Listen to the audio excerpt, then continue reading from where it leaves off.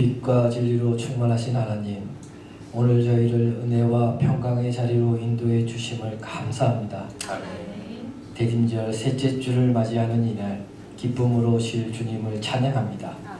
오늘 이 저녁 저희의 심령이 주님께로 향하오니 우리의 구주 되신 주님의 삶을 더욱 깊이 깨닫게 하시고 주님을 본받아 기도하는 삶이 되게 하옵소서.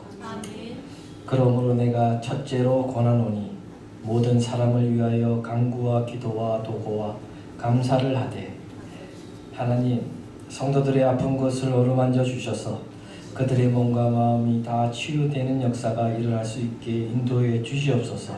아멘. 하나님, 세계 곳곳에서 하나님의 말씀을 전하는 교회가 있습니다.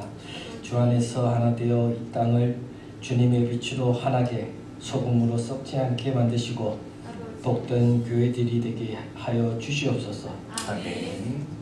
저희 교회 각 기관을 지켜주시고 주어진 사명 잘 감당하게 하시고 교회 모든 교우들에게 주님의 사랑의 손길이 함께 하심으로 소외되거나 낙심하는 자가 없는 지혜로운 공동체가 되게 하여 주시옵소서. 아멘. 하나님의 말씀을 전하시는 목사님들 건강 지켜주시고 그의 입술로 전해지는 말씀으로 저희가 한 주간을 이겨내고 하나님의 영광을 나타내는 삶을 살 수 있도록 인도하여 주시옵소서. 아멘. 모든 말씀 감사드리며 우리 주 예수님 이름으로 기도드렸습니다. 아멘. 아멘.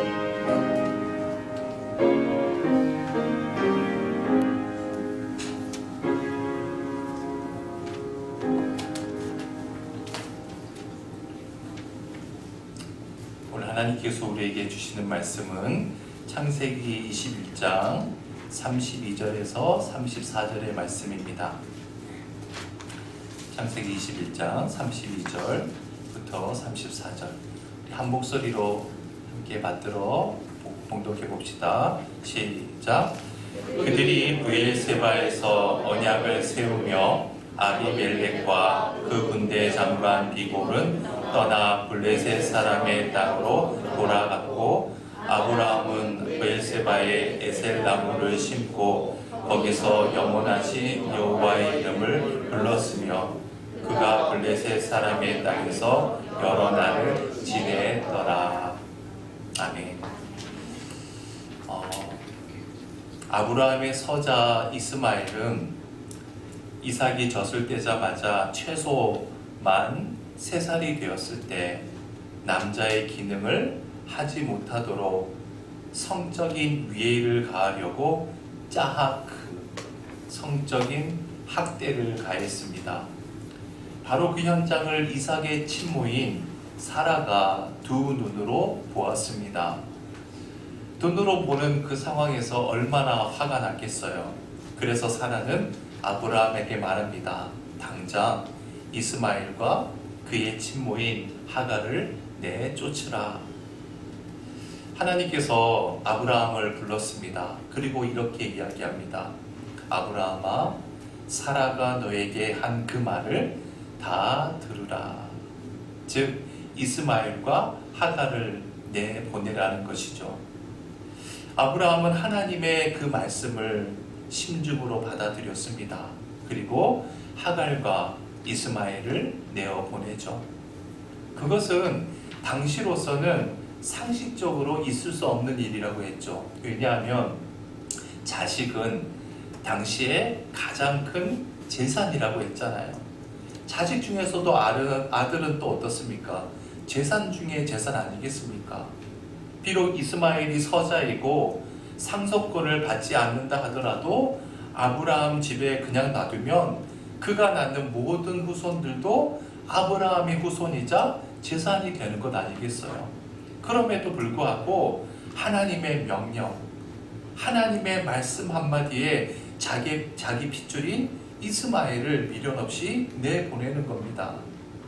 자, 그 일이 있은 후에 블레셋의 왕 아비멜렉이 군대 장관 비골과 함께 아브라함을 찾았습니다. 그리고 아비멜렉이 아브라함에게 뭐라고 얘기했죠? 당신이 무슨 일을 하든지 하나님이 당신과 함께 계심을 믿습니다. 당신이 하는 모든 일들 속에 하나님께서 함께 계심을 믿는다는 것이죠. 이게 무슨 의미라고 했어요? 아브라함이 자기 아들 이스마엘을 내보낸 그 일을 통해서 아브라함 당신은 정말 하나님을 믿는 사람인 것을 내가 보고 있습니다. 즉 불신자의 입을 통해서 하나님이 높임을 받고 있는 것이죠. 그러면서 아비멜렉은 그랄 지역에서 점점 더 그 영향력이 커지고 있는 아브라함 족속과 동맹을 맺고자 하는 것이죠. 자, 지난주에 나눴던 말씀 중에서 23절 말씀 한 절을 함께 복습해 볼까요? 23절 말씀 시작. 그런즉 너는 나와 내 아들과 내 손자에게 거짓되이 행하지 아니하기를 이제 여기서 하나님을 가리켜 내게 맹세하라. 여러분 성경책에 어디에 공표가 쳐져 있죠? 어디에 있어요? 지난주에 다 안 오셨나요? 어디에 공표가 쳐져 있죠? 이제 여기서 Now and here. 이 말이 너무나도 중요하다 그랬죠. 지금 아비멜렉이 군대 장군과 함께 아브라함과 동맹을 맺으러 왔는데 내일 맺자고 하지 않았습니다.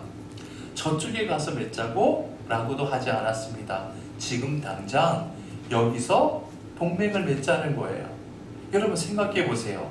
아비멜렉은 블레셋이라고 하는 한 부족의 왕입니다. 그러면 그 부족의 가장 최고의 권력자 아니겠어요? 아비멜렉은 자신의 권력을 유지하기 위해서 미루지 않는 겁니다. 지금 여기서 당장 이곳에서 동맹을 맺어야 한다는 겁니다. 여러분 하나님을 믿는 사람도 이와 똑같아야 된다고 했죠. 하나님을 믿는 사람은 더더욱 지금 여기서가 마음판에 박혀 있어야 한다고 했습니다. 내가 정말 크리스찬이라고 한다면 내일, 다음에, 내년에 말씀대로 살아야지. 그러면 안 된다고 했어요. 언제든지 내가 어디에 있든지 어떤 상황이든지 바로 그 시각, 그곳에서 하나님의 말씀을 쫓아야 한다는 것이죠. 왜냐하면 지금 이 시간은 다시는 돌아오지 않기 때문에 그렇습니다.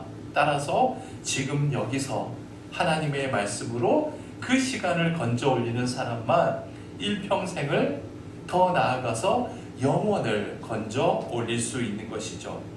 결국 블레셋의 왕 아비멜렉은 아브라함과 동맹을 맺으면서 사이좋게 지낼 것을 공식화하게 됩니다. 그 장소가 어디였어요? 부엘세바였습니다. 다 같이 부엘세바. 부엘세바의 뜻이 뭐예요? 맹세의 우물이라고 했죠. 맹세의 우물. 그런데 여러분 실은 이 우물은 아비멜렉의 종들이 강탈했던 그런 우물이라고 했어요. 그런데 아브라함은 굳이 그렇게까지 하지 않아도 되는데 자신의 양과 자신의 소 그리고 암양 새끼 7마리까지 주면서 그 우물을 자기 것으로 분명히 했다고 했습니다. 자, 이제 본문을 봅시다. 본문 32절입니다. 함께 읽어보죠. 시작. 그들이 부엘세바에서 언약을 세우매 아비멜렉과 그 군대 장관 비골은 떠나 블레셋 사람의 땅으로 돌아갔고. 자, 드디어 아비멜렉과 아브라함 사이에 동맹이 맺어졌어요. 평화로운 조약이 체결이 된 것이죠. 또한 부엘세바라고 하는 그 우물은 이제 아브라함 것이라고 하는 서로 맹세하는 협약도 다 끝나게 된 겁니다. 자, 이제 평화 조약이 끝나자 블레셋 왕 아비멜렉과 군대 장관 비볼은 모든 볼일을 끝내고 자기네 땅 어디로 돌아가요? 블레셋으로 돌아갔다는 겁니다. 그런데 여러분 여기서 여러분들이 궁금해할 수도 있을 것 같아서 여러분 지금 아브라함이 거하고 있는 그랄 지역은 실은 어느 땅이에요? 블레셋 땅이잖아요. 그렇잖아요. 그러면 블레셋 왕과 군대 장관이 블레셋 사람의 땅으로 갔다는 것은 무슨 의미일까요? 이 말은 아비멜렉은 블레셋의 왕이잖아요. 그러니까 자기가 거하고 있는 왕궁으로 돌아갔다라고 우리가 이해하면 되겠죠. 33절입니다. 시작. 아브라함은 브엘세바에 에셀 나무를 심고 거기서 영원하신 여호와의 이름을 불렀으며.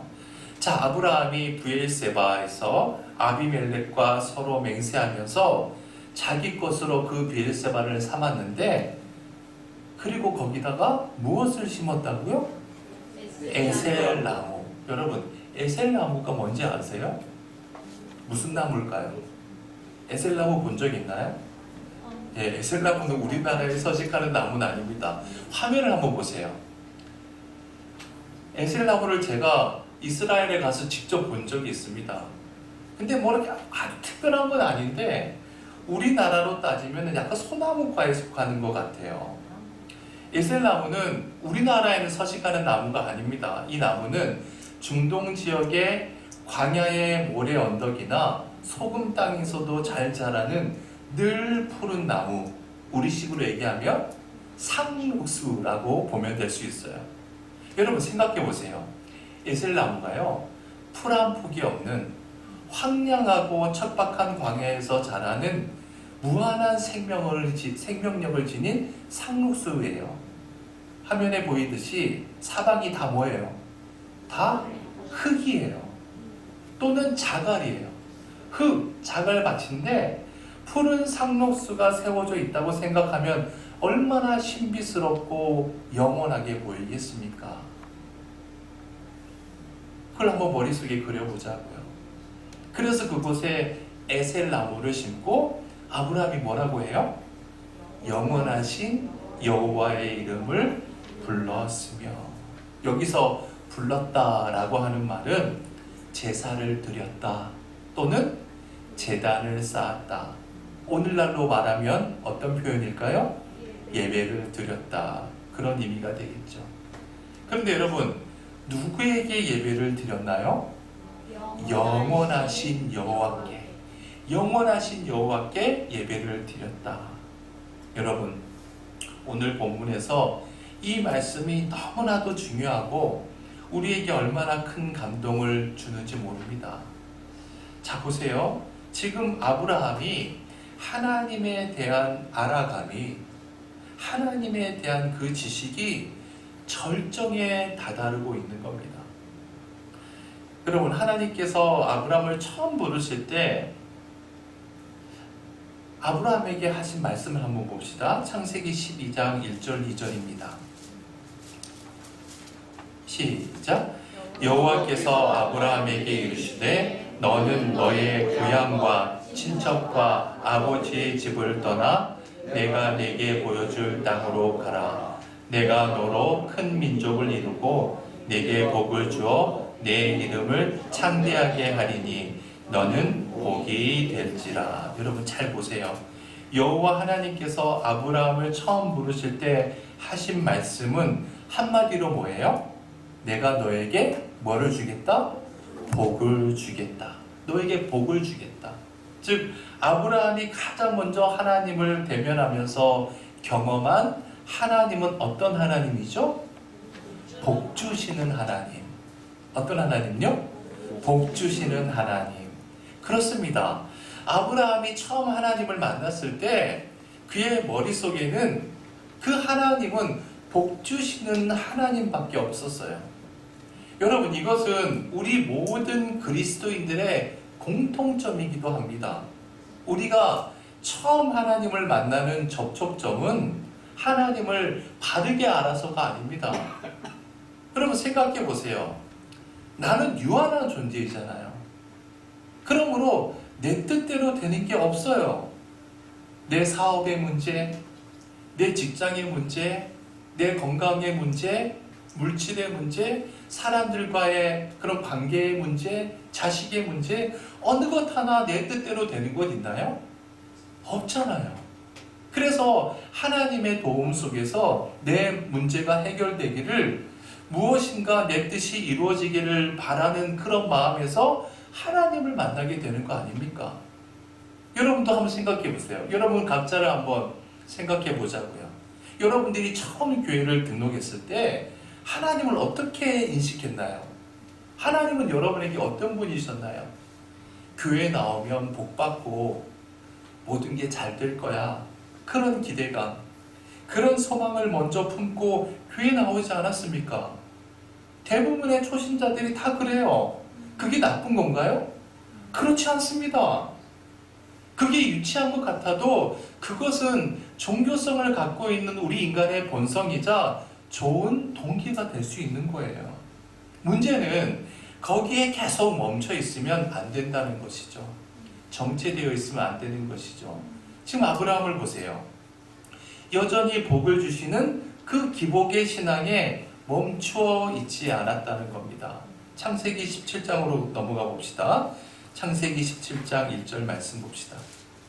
시작. 아브라함이 99세 때에 여호와께서 아브라함에게 나타나서 그에게 이르시되 나는 전능한 하나님이라 너는 내 앞에서 행하여 완전하라. 여기 잘 보세요. 방금 읽었던 12장 1절 2절과 비교해서 보세요. 하나님에 대해서 아브라함이 다시 알게 된 것은 뭐예요? 그 전까지는 하나님은 복만 주시는 분이셨는데 이제 하나님은 어떤 하나님이세요? 전능하신 하나님이에요. 여러분, 인간은 대부분요, 자기 뜻을 이루기 위해서 하나님을 만나기 때문에 그것이 동기가 될 수 있지만 그것은 절대로 성숙한 믿음이라고 볼 수가 없습니다. 여러분, 우리 주변의 성도님들을 한번 잘 보세요. 그 중에 여전히 복받기만을 원하는 분들이 많지 않습니까? 가족의 성공, 출세, 건강, 물질의 번영, 그것만이 신앙의 결과로 생각하며 살아갑니다. 그래서 심각한 경우에는요, 자기의 뜻과 하나님의 뜻을 동일시하는 경우가 많아요. 내가 하나님이 되는 것 아닙니까? 내 뜻이 이루어질 때만 그것이 하나님의 뜻이라고 생각해요. 그래서 내 뜻이 이루어지지 않으면 그것은 하나님의 뜻이 아니라고 하면서 불평하고 원망하고 결국 시험에 빠지게 되죠. 그래서 그런 분들을 자세히 보시면 내가 만난, 내가 경험한 그 하나님만 인정해요. 다른 사람이 경험한 하나님은 부정합니다. 여러분 보세요. 하나님에 대한 이러한 왜곡된 인식을 갖고 있는 분들이 우리 주변에 의외로 참 많지 않습니까? 자, 그럼 아브라함을 봅시다. 하나님께서 복을 주시면서 내 이름을 창작케 하고 너를 통해 큰 민족을 주신다고 했는데 자기가 생각하고 계획한 때까지 자식이 안 생기니까 아브라함이 어떻게 합니까? 자신의 종 엘리에셀을 양자로 삼으려고 하잖아요. 그래서 하나님께서 아브라함을 불러서 타이르잖아요. 아브라함아, 그런 생각 버려야 돼. 그리고 저기 하늘을 한번 바라봐. 저기 셀 수 없는 별들처럼 너의 후손이 많아지게 될 거야. 그런데 또 한 10년이 흘렀어요. 그런데도 자식이 생기지 않습니다. 그 다음에는 어떻게 하죠? 아브라함이 사라가 허락한 여종 하갈을 통해서 누구를 얻어요? 이스마엘을 얻잖아요. 그러자 아브라함이 어떤 생각을 갖습니까? 이제 이 이스마엘을 내 상속자, 후사로 삼고 잘 키우며 살겠다라고 생각하잖아요. 또 바로 그때 하나님께서 또 말씀하십니다. 아브라함아, 나는 전능한 하나님이야. 나는 내가 생각하는 대로, 내가 계획하는 대로 그렇게 생각하는 그런 하나님이 아니야.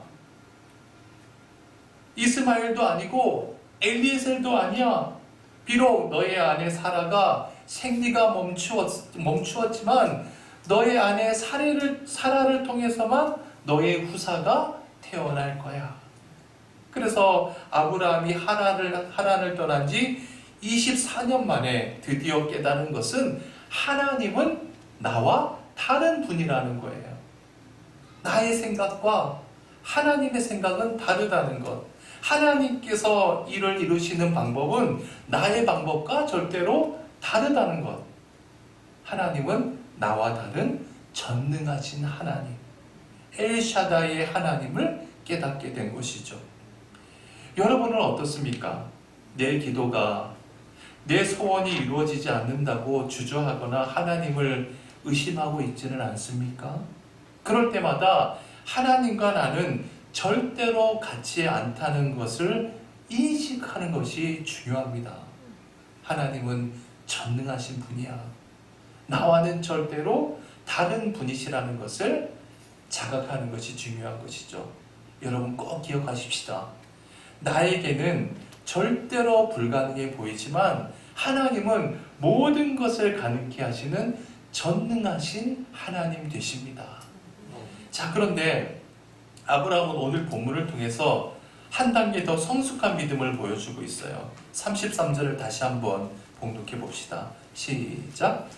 아브라함은 브엘세바에 에셀나무를 심고 거기서 영원하신 여호와의 하나님 이름을 불렀으며. 자, 여기서 하나님은 어떤 하나님이죠? 그렇습니다. 영원하신 하나님. 자, 이제 여러분 그 프린트에 보면 도표의 빈칸을 이제 채워보죠. 아브라함이 하나님을 인식한 단계입니다. 제일 첫 번째 단계는 어떤 하나님이에요? 복 주시는 하나님. 자, 그 다음 두 번째 단계는 전능하신 하나님. 그리고 세 번째는 영원하신 하나님. 그렇습니다. 복 주시는 하나님, 전능하신 하나님, 영원하신 하나님. 아브라함은 처음에는 복 주시는 하나님, 하나님을 처음에는 그저 기복적인 하나님으로만 인식했어요. 그러다가 아브라함 나이 99세 때, 사라는 89세 때 아들 이삭을 주시겠다고 하자 하나님은 나와는 다른, 인간의 시경과는 다른 전능하신 하나님, 엘샤다이 하나님으로 깨닫게 됩니다. 그 이후에 33절 본문을 통해서 깨달은 하나님은 어떤 하나님이에요? 하나님은 영원하신 분이라는 거예요. 자, 보세요. 절대로 불가능해 보였던 생리도 멈춘 사라를 통해서 실제로 자식인 이삭을 보게 되었습니다.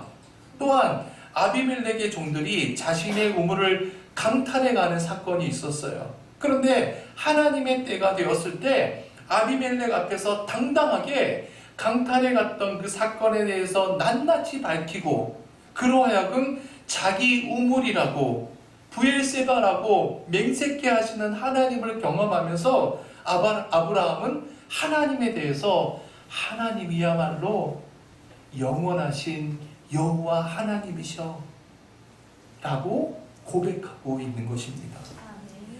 여러분, 우리가 하나님을 믿을 때 하나님은 복 주시는 하나님, 기복의 하나님을 믿고 또한 하나님은 내 생각과 전혀 다른 전능하신 하나님을 믿는다는 것 굉장히 중요해요. 그러나 우리의 신앙의 마지막은 영원하신 하나님을 믿어야 합니다. 영원하신 하나님. 영원하신 하나님을 믿는다는 것은 바꾸어 말하면 유한한 이 세상, 곧 썩어질 이 세상은 내 삶의 목적지가 아니라는 것을 깨닫는 것입니다. 이 세상은 단지 거쳐가는 과정일 뿐이라는 것을 인식하는 것입니다. 그리고 영원하신 그 하나님의 나라가 내 인생의 초점이 되는 것이죠. 여러분, 영원하신 하나님, 영원하신 하나님의 나라가 우리의 신앙의 근본을 이루지 못한다면 우리가 아무리 복 주시는 하나님, 전능하신 하나님을 믿어도 우리의 모든 삶은 이 세상에만 국한되어 버리고 맙니다. 즉, 이 세상에서 잘 되는 것이 최고의 목적이 될 수밖에 없어요. 이제 우리가 다음에 22장에서 살펴보겠지만 하나님께서 아브라함이 100세에 얻은 자식 이 이삭을 번제로 바치라고 하잖아요. 그때 아브라함이 어떻게 합니까? 주저주저 합니까? 아니죠. 미련 없이 바치잖아요. 예전의 아브라함과 확실히 다릅니다. 주저주저했던, 갈팡질팡했던 예전의 아브라함의 모습과는 전혀 달라요. 어떻게 그것이 가능할까요? 어떻게 그것이 가능했을까요? 히브리서 11장 19절입니다. 시작. 그가 하나님이 능히 이삭을 죽은 자 가운데서 다시 살리실 줄로 생각한지라 비유컨대 그를 죽은 자 가운데서 도로 받은 것이니라. 아브라함은 믿어 의심치 않았습니다. 이 아들은 죽지 않을 것이다. 만약 죽는다고 해도 죽은 자 가운데서 살릴 것이다. 아브라함이 뭘 믿은 건가요? 영원하신 하나님을 믿은 것이죠. 그래서 이삭을 의연하게 주저함 없이 드릴 수 있었던 것입니다. 예전에 아브라함의 신앙으로는요, 도저히 그렇게 못했을 거예요. 갈등하고 번민하고 핑계대고 고민했을 텐데 아브라함의 믿음은 성숙을 넘어서 이제 원숙함을 이루고 있는 것이죠. 본문 마지막입니다. 34절 말씀 시작. 그가 블레셋 사람의 땅에서 여러 날을 지냈더라. 자, 여러분 여기서 여러 날을 지냈더라고 하는 것은 우리식으로 생각하면 뭐 일주일, 뭐 많게는 한 달 이렇게 생각할 수도 있는데 그렇지 않아요. 여기서 여러 날은 히브리 말로 라브라고 하는데 한번 적어보세요. 수많은 날들이라는 뜻입니다. 라브가 뭐라고요? 수많은 날들. 자, 그러면 구체적으로 얼마나 그 땅에서 지냈을까? 여러분, 창세기 21장은 아브라함이 아들을 낳는 장면부터 시작하잖아요. 그리고 이삭의 어머니인 사라가 젖을 뗄 때 이스라엘 아이들은 몇 살에 보통 젖을 뗀다고 했어요? 최소 3살이라고 했죠. 최소 만 3살이에요. 만 3살. 우리 나이로 따지면 한 5살 정도 되는 거죠. 그리고 창세기 22장으로 넘어가면 이삭을 번제물로 바칠 때 어느 산으로 올라가요? 모리아 산으로 올라가는데 번제단에 올려놓을 그 나무를 누가 지고 올라갑니까? 그렇죠. 이삭이 지고 올라가요. 이삭이 직접 손수 지고 올라갑니다. 그러면 적어도 이삭이 나무를 지고 올라가려면 10살 이상은 되었을 것으로 보입니다. 그러니까 보세요. 이 그랄 지역에서 블레셋 땅에서 최소 몇 년 이상은 산 거예요? 10년 이상은 산 것으로 우리가 볼 수 있죠. 자, 그리고 봅시다. 여러 날을 지냈더라. 여기서 지냈더라라고 하는 히브리 동사는 구룬인데 이것은 잠시 머물다라는 뜻이에요. 구루가 무슨 뜻이라고요? 잠시 머물다. 즉 어느 한 곳에 오랫동안 정착하려는 것이 아니라 여행객이 잠시 머물다 가는 그런 의미라고 할 수가 있어요. 이것은 어떤 또한 뜻을 갖고 있을까요? 아브라함은 이 블레셋 땅에서 그랄 지역에서 10년을 살았음에도 그 땅을 자기 삶의 목적지로 생각하고 뿌리 내리지 않았다는 뜻이죠. 왜요? 왜죠? 이 세상은 어차피 거쳐가는 과정이라고 생각하고 있는 겁니다. 영원하신 하나님을 믿고 있으니까 아브라함은 이 유한한 세상에 뿌리 내릴 생각을 하고 있지 않은 것이죠. 창세기 17장 7절과 8절 말씀 한번 봅시다. 창세기 17장 7절 8절 시작. 내가 내 언약을 나와 너 및 내 대대 후손 사이에 세워서 영원한 언약을 삼고 너와 내 후손이 하나님이 되리라. 내가 너와 내 후손에게 내가 거류하는 이 땅 곧 가나안 온 땅을 주어 영원한 기업이 되게 하고 나는 그들의 하나님이 되리라. 여러분 예전에 이 말씀 읽으면서 7절과 8절에 나오는 영원한 언약, 영원한 기업 거기에 공표가 쳐져 있나요? 영혼의 공표가 쳐 있죠. 자 보세요. 아브라함이 이때는 하나님의 그 말씀을 그냥 들었을 뿐인데 이 영원하신 하나님을 믿고 난 뒤로 아브라함의 인생관, 아브라함의 가치관이 완전히 바뀐 겁니다. 그리고 우리가 아는 명실상부한 믿음의 조상으로 우뚝 서게 된 것이죠. 사랑하는 여러분, 우리가 믿는 하나님은 영원하신 하나님이십니다. 우리의 삶의 최종 목적지는 영원한 그분의 나라입니다. 여러분, 꼭 기억합시다. 이 세상은 잠시 거쳐가는 곳입니다. 이 세상에 있는 모든 것은 이 세상을 살아가는 동안 하나님 나라를 위한 도구로 쓰일 뿐이지 그것이 결코 우리의 목적이 되어서는 안 됩니다. 여러분 잊지 마십시오. 우리의 신앙은 영원하신 하나님을 믿을 때에만 바른 신앙이 되는 것이고, 그럴 때에 우리는 이 시대의 믿음의 조상이 될 수 있고 하나님에 의해서 귀하게 쓰임받게 될 줄 믿습니다. 기도합시다. 영원하신 하나님 아버지, 아브라함은 복 주시는 하나님을 가장 먼저 만났습니다. 그러나 자식이 태어나지 않자 자신의 방법대로 엘리에셀을, 이스마엘을 자신의 아들로 받아들이려고 했습니다. 그때 하나님께서 나는 전능한 하나님이심을 깨닫게 해주심으로 하나님과 자신은 전혀 다르다는 것을 깨닫게 되었습니다. 그리고 비로소 이삭이 태어나고 빼앗겼던 우물을 되찾게 되는 과정을 통해서 하나님 아버지께서 영원한 언약을 이루시고 영원한 기업을 주시겠다고 하신 그 영원하신 하나님을 믿게 되었습니다.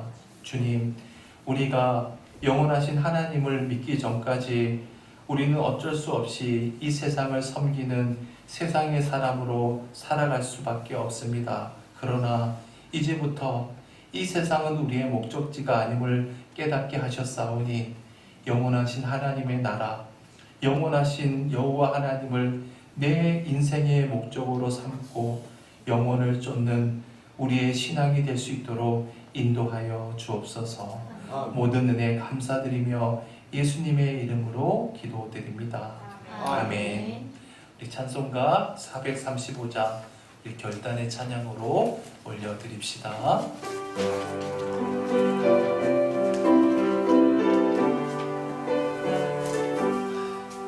나의 영원하신 기업, 나의 길 다가도록 나와 동행하소서. 주께로 가까이 주께로 가오니 나의 길 다가도록 나와 동행하소서. 세상 귀한 이람과 모든 명예 버리고 험한 길을 가는 동안 나와 동행하소서. 주께로 가까이 주께로 가오니 나의 길 나와 동행하소서. 모든 골짜 지나가며 험한 바다 건너서 천국 문에 이르러 나와 동행하소서. 주께로 가까이 주께로 가오니 나의 길 다가도록 나와 동행하소서.